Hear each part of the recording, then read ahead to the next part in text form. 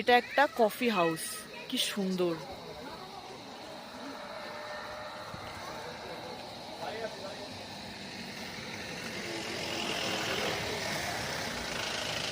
এখানে এসছে একটা ভিউ পয়েন্টে,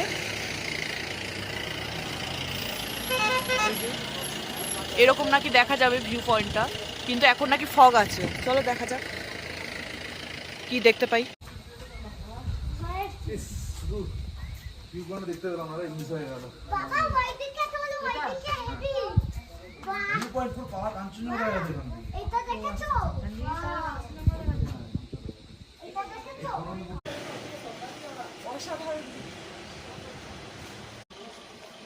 সত্যি খুব সুন্দর।